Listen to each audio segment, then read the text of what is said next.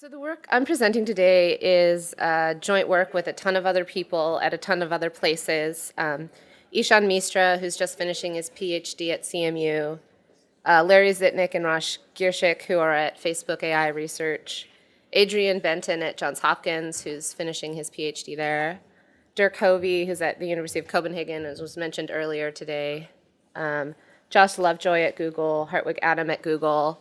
He's the guy who did the Gina Davis Institute tracking genders in movies.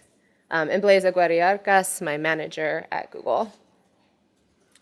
Okay, so this image here, what do you guys see? Bananas. Okay, bananas. What else? Anyone else? Stickers. Bananas with stickers on them. It's on there. Okay, anyone else? Oh, shadows. A wall in the background. Wow. Okay, well, I guess that maybe someone would say bunches of bananas with stickers on them on shelves in a store. I'm really interested in referring expressions, so this is mine. The thing is that no one actually said yellow bananas, right? You said yellow? Oh, I know, okay. Well, that usually doesn't happen. Yeah, get out. No. No. But our tendency not to say these things is something that's really common in just human language generation, how we process information and how we talk about it. Given something like this, people will really tend to say green bananas or unripe bananas. Giving something like this, people will tend to say ripe bananas or bananas with spots. This is somewhat culturally dependent. In India, I think it might be somewhat different than in the US. Or if you're me, banana's good for banana bread. But here, in this kind of image, people don't tend to say the typical thing, yellow. And that's because yellow is understood to be typical for bananas. Oh, I should stay next to the mic. Or even prototypical. And the idea with prototypes is that one of the purposes of categorization is to reduce the infinite differences among stimuli to behaviorally and cognitively usable proportions, things we can remember, store in memory, easily recall. There's an idea that there may be some central prototypical notions of items that arise from their stored typical properties. There's some objections to this, for example, exemplar theory. But all the sort of competing theories have this sense that we do tend to store typical things about objects. And we can split this up further into superordinate categories, basic level categories like bananas, and then subcategories like unwrapped bananas and Cavendish bananas. This kind of effect is also seen in common real-world scenarios when talking about people. So a riddle that probably a lot of people know, but for those who don't, a man and his son are in a terrible accident and are rushed to the hospital in critical care. The doctor looks at the boy and exclaims, "I can't operate on this boy. He's my son." How could this be? This is sort of an old riddle, and so many people know. The answer is that the doctor is his mom, or what might be called a female doctor. This might be contrasted with doctor, right? Interestingly, the majority of test subjects in a study at Boston University, when given this riddle, overlooked the possibility that the doctor is a she, and that included men, women, and self-described feminists. So even though we have, beautiful thoughts and aspirations about how we want to view the world, we still are humans viewing the world through our own cognitive biases. This comes out in how we learn from text, how we learn from the world when we train our systems. So for example, in a study done in 2013 looking at frequency in a bunch of different corpora for different kinds of events and actions, it was found that, for example, blinking was much, much less likely than murdering, right? It's to identify good claims, it's typical to take some sort of inductive view where we say the more often we see something, the more often we read something, the more likely it is to reflect what is true in the real world. This is somewhat reasonable, but the frequency with which sort of actions and outcomes and properties are described doesn't tend to correspond to their relative likelihood in the world. This is known as human reporting bias, and that's the frequency with which people write about actions, outcomes, or properties is not a reflection of real-world frequencies or the degree to which a property is characteristic of a class of individuals. And that's just one kind of bias that's packed into the data we learn from in machine learning systems. This is also known as the black sheep problem in vision, or the giraffe's problem in vision language, also similar to photographer bias. All these things are the same kinds of things where humans are tending to mention or take images of things that are sort of remarkable and not really mention things that they see as somewhat unremarkable or somewhat typical. And this affects everything a system can learn. So in a typical machine learning paradigm, one of the first steps is to collect and then potentially annotate the training data. From there, the model is trained. From there, media are filtered, ranked, aggregated, or generated. And from there, people see the output. But just at the start of this pipeline, there are human biases wherever we look in the data. So there's a reporting bias, selection bias, overgeneralization, outgroup homogeneity bias, stereotypical bias, stereotypical threat, group attribution error, historical unfairness, etc. And that's just in the data. Within collection and annotation, there are also a ton of different human biases that come into play.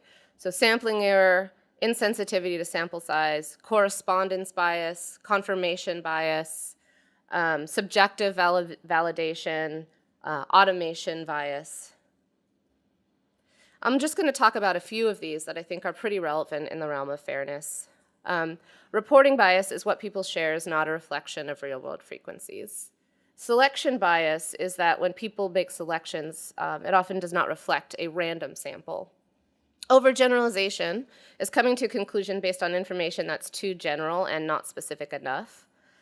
This leads to things such as outgroup homogeneity bias, which is people tend to see outgroup members, people that are not belonging to the groups that they self-identify with, as somehow more alike when comparing attitudes, values, personality traits, and other characteristics.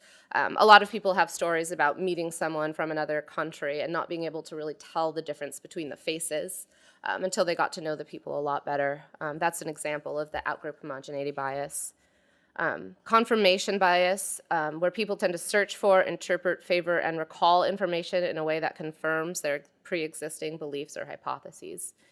And an automation bias, which is the propensity for humans to favor suggestions from automated decision-making systems, which is why it's all the more important that we make sure we contextualize our work well and really talk about some of the fallacies and what's automated.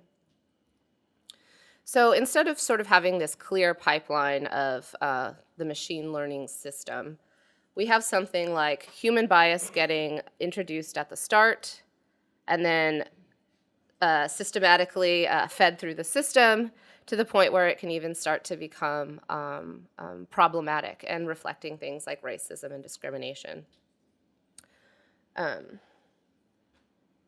This is called a bias network effect or bias laundering. So human data perpetuates human biases. As ML learns from human data, the result is a bias network effect. And The Guardian put it really well recently, where they said, although neural networks might be said to write their own programs, they do so towards goals set by humans using data collected for human purposes. If the data is skewed, even by accident, the computers will amplify injustice. And it's this amplification of injustice that is sort of the work of all of us here today to try and mitigate and resolve. So some examples of how this has sort of come out in different industry, different practices. Personalization and group-aware decisions. So for example, the ads that different people see, depending on what kinds of groups that it's assumed that they identify with will differ, and sometimes that will lead to less opportunity for some groups than others. Recommendations, things like risk assessment. Information technology can amplify misinformation, so things like trendy news, ranked results, and autocomplete. People who are tending to click on things that sound salacious or fantastic can get propagated to the whole masses. And legal software can propagate discrimination. So for example, things like predictive policing and assessing criminality. I think the folks in this audience are probably aware of this kind of machine learning software that's in place today. But for those of you who aren't, in predictive policing, there's identification of fine-grained areas of potential criminal activity where there's a focus on gun and domestic violence as opposed to other kinds of crimes that might be more problematic for a broader scale of people, and results on how well this work has been somewhat mixed. But one of the issues in the predictive policing software is that they base their decisions on where former crimes have happened and occurred. And this is going to just propagate the original stereotypes and biases of the police who are predicting. Predictive sentencing. So there was this work done by ProPublica where they took apart this software called Northpoint, where they found that a black person named Borden was rated a high risk, while a white person named Prater was low risk. And 2 years later, Borden was fine, and it was Prater who was serving an 8-year prison term. So scores like this, known as risk assessments, are increasingly common in courtrooms across the nation.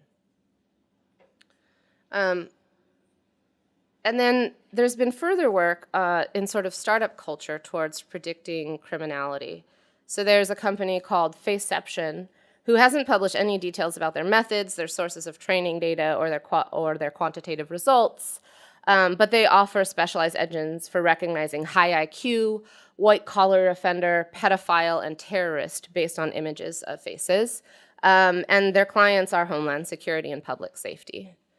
So somewhere between the technology that's being developed and government, a piece is missing, which is thinking about the biases and the fairness within. There was a paper that came out recently that got pretty big media attention called Automated Inference on Criminality Using Face Images. And this one really struck a chord, I think, with a lot of people because it was a perfect example of how to do deep learning wrong.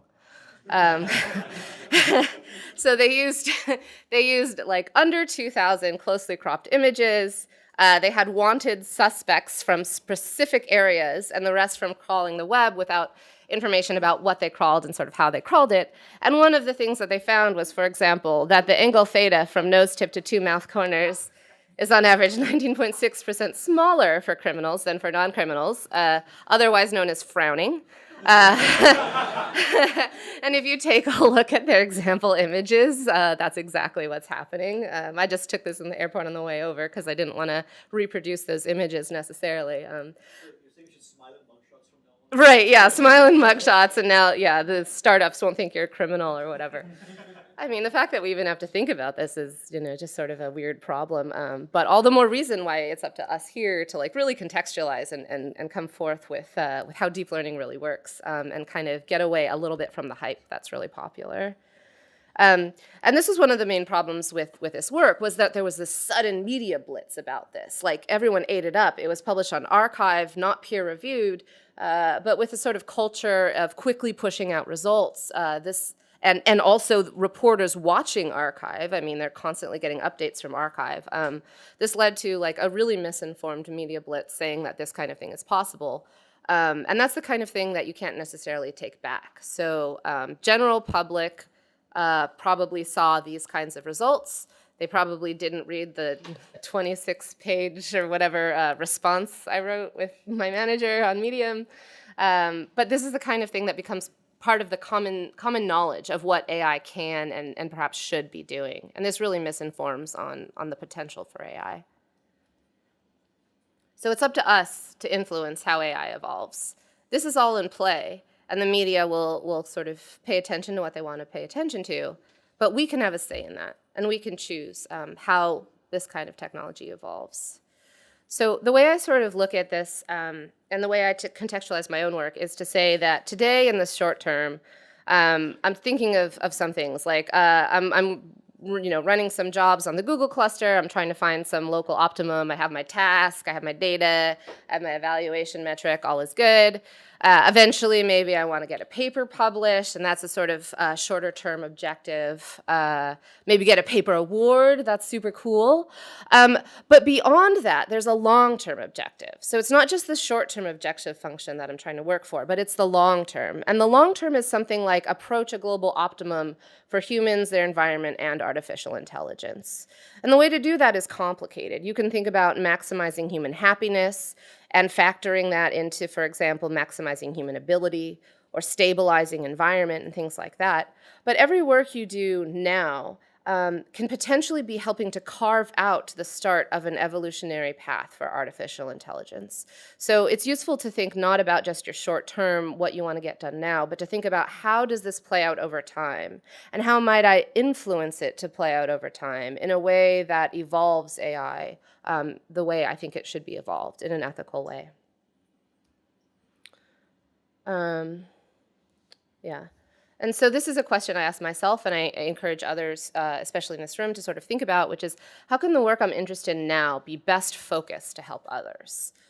Usually what you're working on is very relevant to some long-term objective that's ethical and beneficial for AI, but the task is to think about what that is and to focus your efforts in light of that long-term objective. So for the rest of the talk, I'm going to be focusing on a few more technical things. One is modeling world knowledge and biases with latent variables. That's in gray, but ignore that. The second is focusing on best performance across different groups of people, with attention to working with experts and those affected to better understand what's needed and contextualizing the work for the public. Is there any questions so far? Okay, cool. So modeling world knowledge with latent variables, a case study in vision to language. And those affected, thinking about a long-term objective, is, for example, people who are blind. If you're working on vision to language technology, you're thinking about the long-term solutions. Taking vision and translating it to language is something that's applicable to people who are blind now and can be even more applicable in the future. And that gets to something like maximizing human ability over time. In fact, the project I worked on that I'll present on now, I sort of did the extra circles and go-arounds to create this research project called Seeing AI, which is now released as a Microsoft project that they advertise as bringing together the power of the cloud and AI to deliver an intelligent app designed to help you navigate your day. That was something that I really, really prioritized, but was a bit weird for a researcher to prioritize. But it's something we can do as people who work on things and have opinions. And now it's a real thing that real blind people are using. Okay. So taking the idea of human reporting bias and the frequency with which people write about actions is not necessarily a reflection of real-world frequencies. We can start to do some pretty cool things. So bias is something like, this is my sort of working definition, a systematic deviation from full ground truth. And the thing is that it's systematic and there's a full ground truth. And this can be used as a signal. So in one of the projects I worked on in this vision domain, really trying to just start to scratch the surface of learning all these implicit things that are packed into the visual world and what we talk about. I was thinking about leveraging data just in the wild, whatever we can get our hands on. In sort of supervised machine learning paradigms, we work with carefully annotated information, things like bounding boxes with labels associated to each in the vision world. And those are very hard to get and generally pretty expensive to annotate.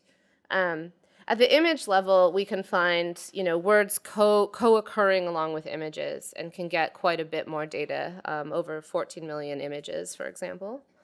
And then in the wild, it's estimated to be over 6 billion of just images and words paired together. Instagram is something like 58 million images per day. And so if we want to learn about the world, this is a great resource. But it doesn't have the kind of supervised signals that are pretty popular in machine learning and deep learning. So starting with something like dog, chair, pizza, donut, what we'd really like to have in a supervised setting is something like dog, chihuahua, brown, chair, table, wall, space heater, pizza greasy, donut 1, donut 2, pizza slice 1, pizza slice 2. We already know that people don't tend to mention all these things because they tend to mention the things that are remarkable and things that are animate and other kinds of biases like that. So this is super difficult to get. But they're freely available. It's fast to gather. And so if you can leverage it, you can do a lot of fun things. So here's some of the challenges. You have an image like this, and sort of a normal caption for this might be something like teacher in a classroom talking to students. So that's the teacher, and those are maybe the students. So we got some of the basic things going on. But we're missing the projector, and we're missing these other students, and whatever leg of a chair, and all these other kinds of things that are actually there but are not set. And that's because humans subjectively decide what to report and what not to report. We have a teacher, but we'd also like to know things that are being baked into people's perceptions that they're suppressing and they're choosing not to say in order to better understand how these things kind of play together in a human world. So something like male, white, early 30s wearing pants. And then we can start to separate the signal between something like teacher to something like maleness and not have these be packed together as one idea. So given some input, we want some output that is a little bit more interesting about the world, a little more detailed about the world, and learning all the sort of things packed into the real world. So the problem setup is an image with human biased labels, and that's just what people are tending to say around the images. The goal is to learn visually correct classifiers, and the challenge is that you don't have access to ground truth. You have access to what humans have reported, which is often called ground truth, but it's a lossy approximation of ground truth. So the goal is to getting something like teacher, man, standing, early 30s, white, classroom, high school, students, projector, door, wall, podium, learning. And human sort of bias labels are highly dependent on the input image. So for example, in the scene on the left, a bicycle will tend to be mentioned. But the scene on the right, bicycle does not tend to be mentioned. Instead, what's mentioned is the rain. But it's still visually present. They're still roughly in the same area of the image. They're still roughly the same size. So this shows the sort of dependency on the image itself. Right. So this is the outcome of a complex, like, human bias system, and humans are fairly systematic in such labeling. Humans refer to object properties when it helps distinguishability in conversation, and related work has really kind of ignored this kind of thing. So there's been some work that assumes there's image noise, and this is conditionally independent of the input image, with the idea being that those two images of the bicycle are subject to the same noise. Or some work assuming that estimating noise requires access to exhaustively labeled data. In this work, what we're trying to say is, given something like W, the words banana and yellow is kind of getting cut off right there, but it's in the bananas. We want to be able to predict banana and yellow, but we just want to be able to predict that a human won't say it. So we cast this within a sort of simple image classification paradigm where we say we take an input image, process it through a CNN and some nonlinearities in order to get the output that we want. And we're working with a human bias label, which is like our gold standard, and to get a prediction of what the human will say. And so this human bias prediction can be factored into two terms. The visual presence is the object visually present, and the relevance is the object relevant for a human. So these are getting a little bit actually cut off from what my slides are. I guess the aspect ratio is off, but the lexicon banana and yellow, we see banana and we see yellow. So we know that that's the visual present V. But the person says banana but doesn't say yellow, and that's the relevance R. And we can use a latent variable in order to start to predict these human bias labels. So the idea is we have a function of R and V, and we say, given the visual presence, on or off, is the concept relevant? And is the concept present, on or off? So these are binary, it marginalizes over the binary, yes or no. And we use that with z as this latent variable of whether or not it's actually sort of present in order to start estimating both v and r. This allows the classifier to not get penalized for correct prediction at train time. So in sort of standard machine learning and deep learning scenarios right now, if you have some estimate for yellow and the presence of yellow is estimated to be 0, that's going to affect your loss. It's going to increase your loss because your system is thinking yellow is there when it's not. By allowing it to think that yellow is there and also think that it won't be mentioned, then you end up not penalizing your system as much at train time, which leads to overall sort of better stability during training. So in the end-to-end approach, it's actually not too complicated, but the basic idea is that we just marginalize over this presence, yes or no, and multiply the two, basically taking the dot product, in order to output the human-centric predictions. So we can learn that we see something like yellow and bananas, and we say bananas. Any questions about that? So I guess one thing I'm not clear about is the notion yellow itself. Since it's not in the human, like human label, so you get the human sort of skewed ground truth. Where do you even get the concept of yellow?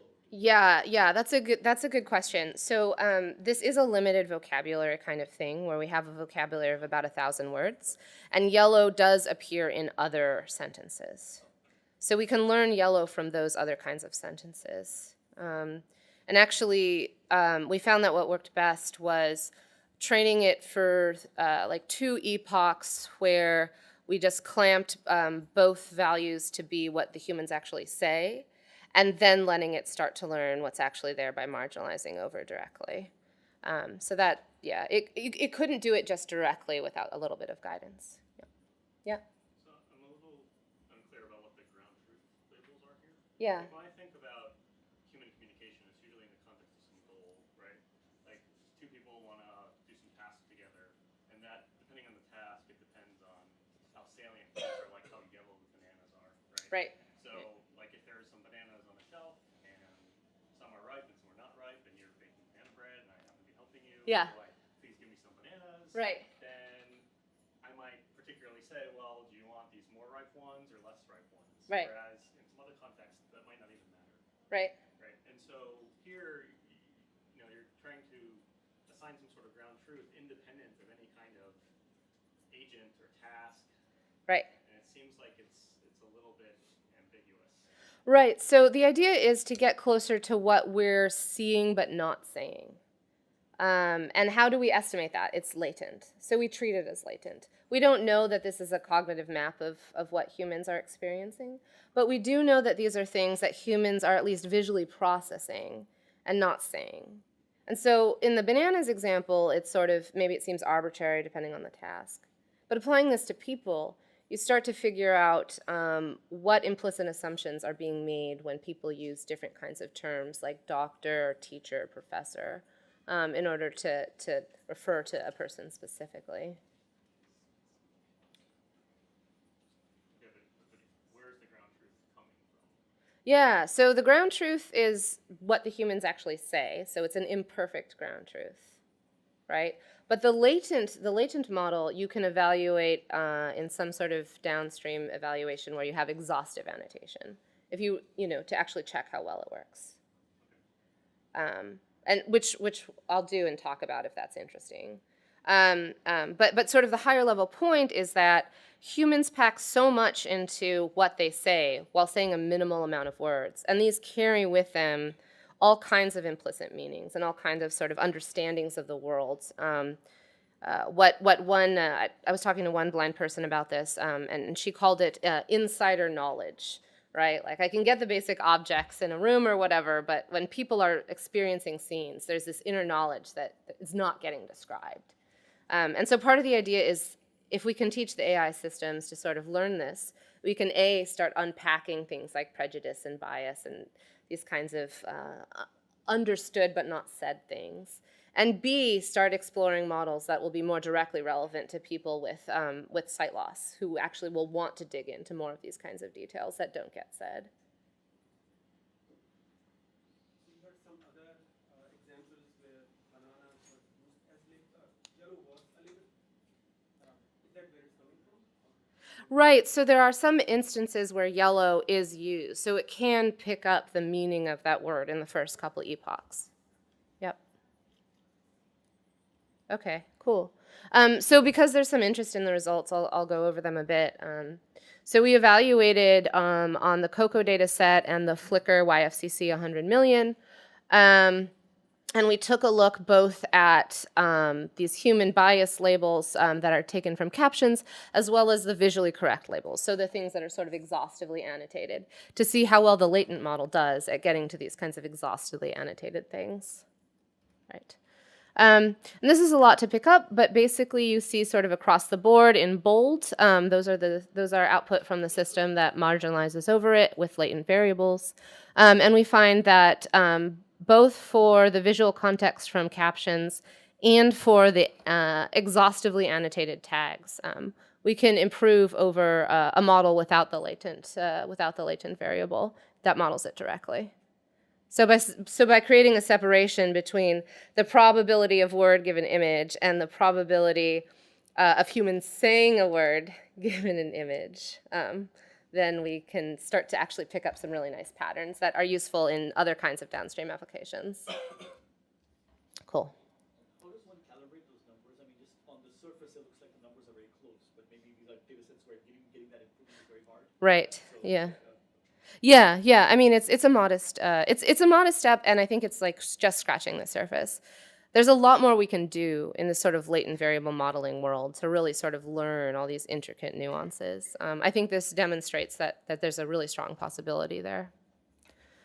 Yeah, and it picks up other really interesting things about world learning. So, for example, fence in the leftmost picture doesn't tend to be mentioned.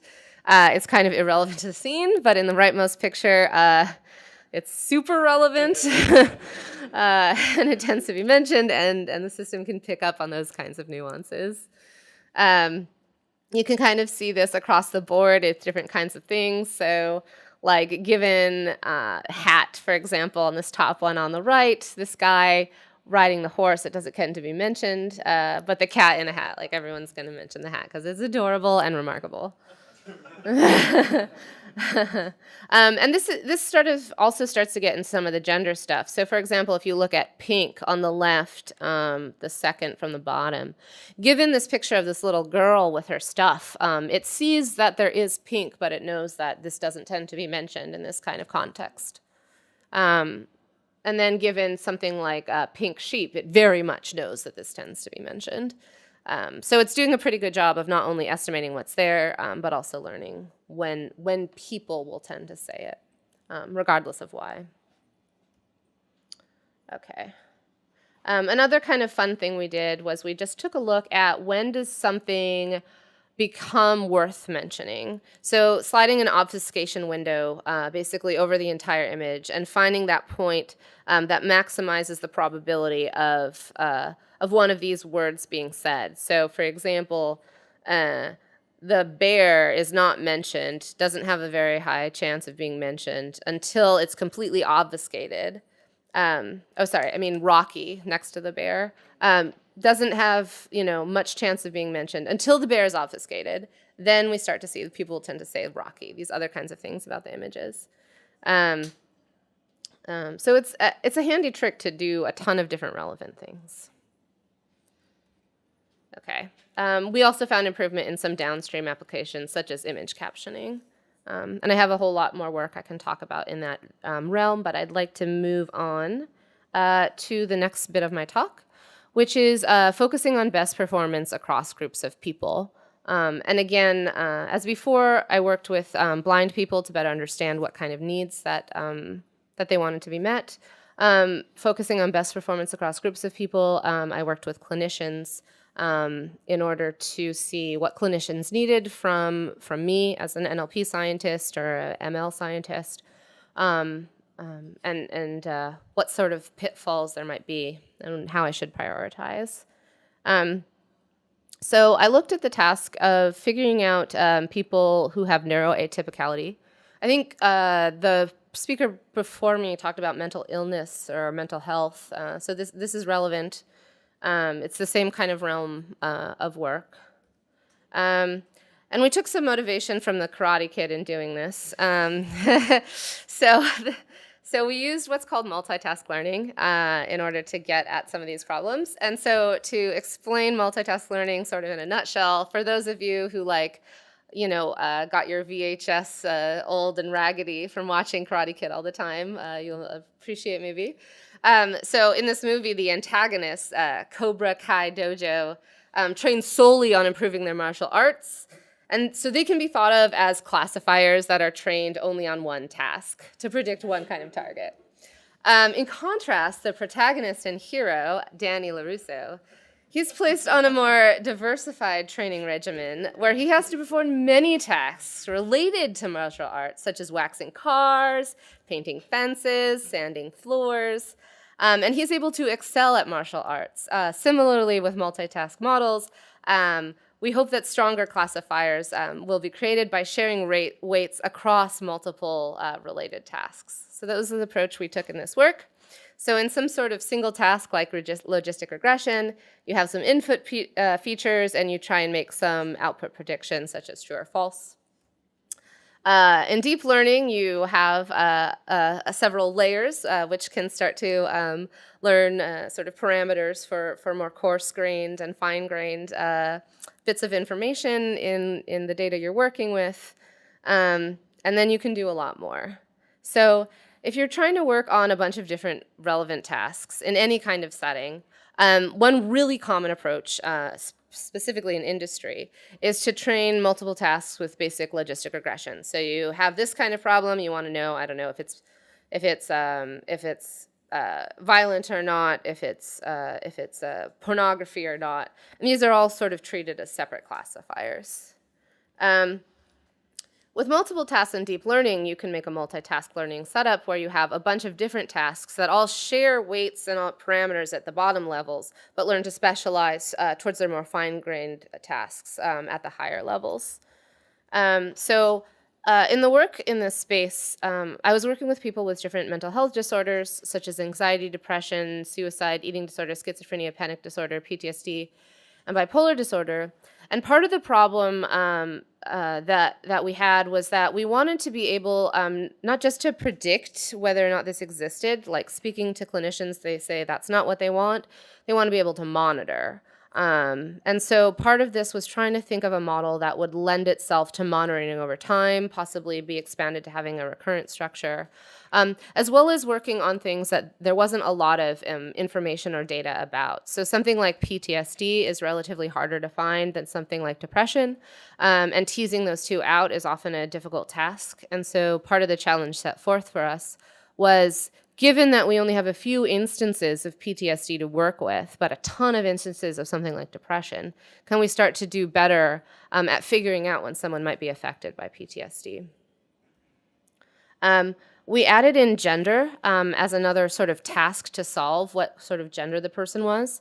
This can be problematic when you're trying to remove the effects of gender. So there's been some really interesting work on sort of adversarial learning to make sure that gender is not something that your system is picking up on. On the other hand, there are some cases where gender is one of the things that seems to be affecting the outcome. So on average, men are more likely to have autism and women are more likely to have depression. These are things that are taken into account in clinical settings. And so we followed the clinicians here in also using this as one of our features that we considered.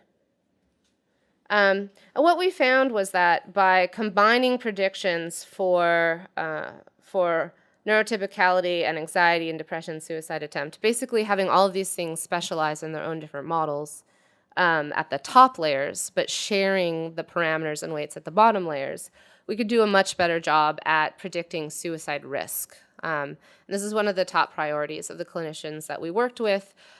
Suicide risk is someone who might be trying to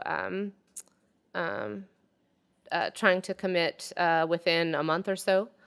And so we worked with the data there in order to find that we could get reasonable scores at the false positive rate that was wanted. So rather than sort of a general F1 score that's common in sort of like machine learning and NLP, what the clinicians really, really wanted was a very low false positive rate. And so we were able to work within those constraints when we were optimizing our system.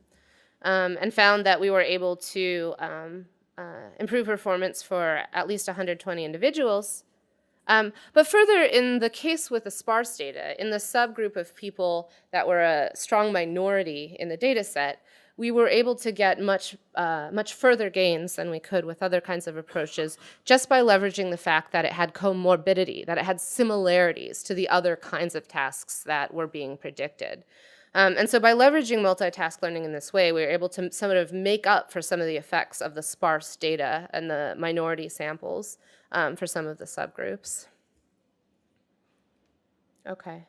And in doing this work, we had a lot of difficulties because this was the clinical setting, and we intended this to be used with the clinicians that we were working with, kind of prototyped by them. We wanted to publish the results in order for others to get interested and maybe work on the problem, but we didn't want to be in a case where we were creating armchair physicians or armchair psychologists who might be able to look at some of our examples of like top things that are said by people who are depressed and then make those judgments, for example, if they were trying to hire someone or friends or people they know.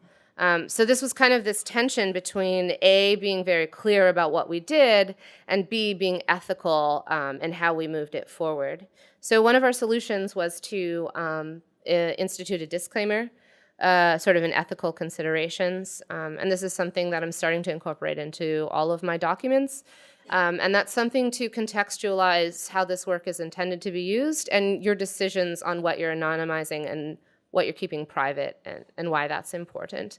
And so I encourage everyone who works on machine learning technology that could potentially negatively affect people to really think about the ethical ramifications and perhaps even create some sort of section in your paper to deal with it directly. It doesn't mitigate the problem, but it helps bring it to the forefront about what we need to be thinking really seriously about. And in fact, previous work had published examples, and you get these kinds of media frenzy storms that single out people with depression are like this, and so if you see this, then you think people are depressed. And that's sort of an unethical standpoint that we don't want to get to. Okay, so kind of in summary of all that I've said so far, in developing artificial intelligence in a way that's ethical and positive, working towards long-term positive goals, it's important to first consider the problem.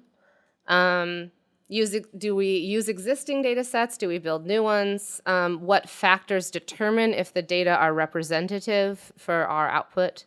How targeted can data collection be? Does the model require use of PII or DII, demographic information, and if so, how should we deal with that? Ask experts for answers. So what do they think is the most useful or necessary? What do they think of the problem you're working on? There's a good chance they'll point you in a slightly different direction that will help you maybe carve out that evolutionary path of AI a little bit more clearly. Engage with policy. This has come up before. This is something that it's not for everyone, to each their own. If you love optimizing the hell out of something, like you do that, we need that.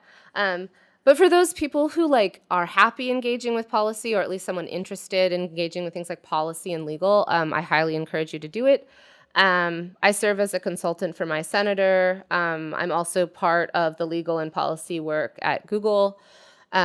They help me understand what the problems they're facing are, and I help them understand what we can actually do. And together we sort of have been able to come up with some solutions that I think are that hit at the sort of policy issues as well as the machine learning technology. And so if you have the mind for it, it's really useful, and I highly recommend, going forth and doing that.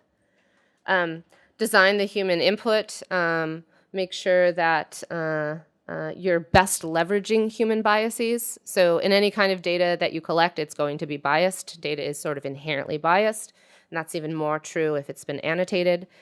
So how can you work with those kind of biases and to get the best data that you'd like? For example, having people label in-group and down-weighting out-group sort of selections, these kinds of things. Really working with what people's strengths are and not their weaknesses. Engage diverse crowd workers and engage them well. So it's really common for people to want annotations for a thing, and so they ask people for annotations for a thing.